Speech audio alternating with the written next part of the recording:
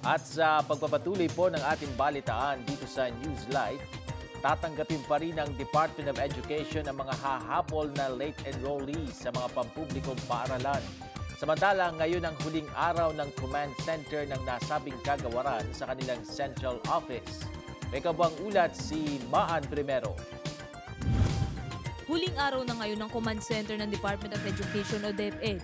Kaya naman ang ilan nating mga kababayan humabol para humingi ng tulong sa kagawaran ng edukasyon.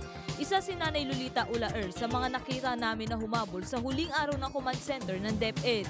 Ayon kay Nanay Lolita, isang taon na silang nag-iisip kung paano makukuha ang Form 137 ng kanyang apo na si Tricia May sa private school na kanyang pinanggalingan. Ayon kay Nanay Lolita, lumabas na may balanse pa sila sa eskwelahan, kaya hindi ibinibigay ang class card ng kanyang apo. So, nung last year, graduate siya ng high school. Nagpunta ako doon kasi para kunin nga yung ano niya, para mapa-enroll po sana siya sa college. Hindi po binigay.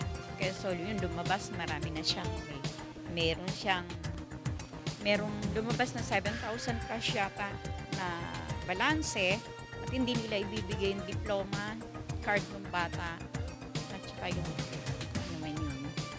Dahil umano nakahingi sila ng tulong sa DepEd, masaya sila at umaasa makapapasok na ngayong taon ang kanyang apo.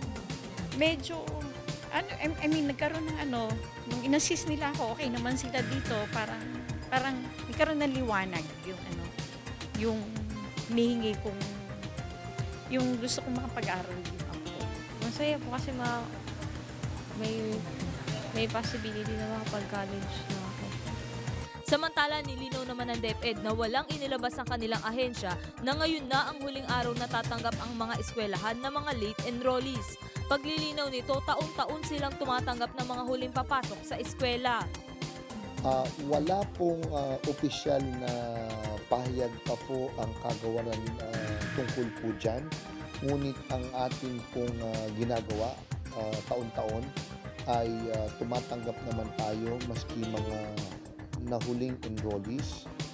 Ayon pa rito, nakahanda naman ang DepEd na tanggapin ang mga hahabol na late enrollees. Ngunit depende ito sa magiging dahilan ng pagkakahuli nito sa pag-enroll.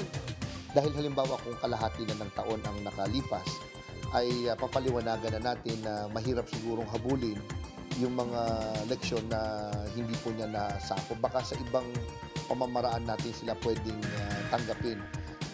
Ngunit ang klaro rito ay dapat mayroong dahilan kung bakit po hindi sila kagad nakapag-enroll. Ako po ang inyong kaibigan, Maan Primero para sa Newslight.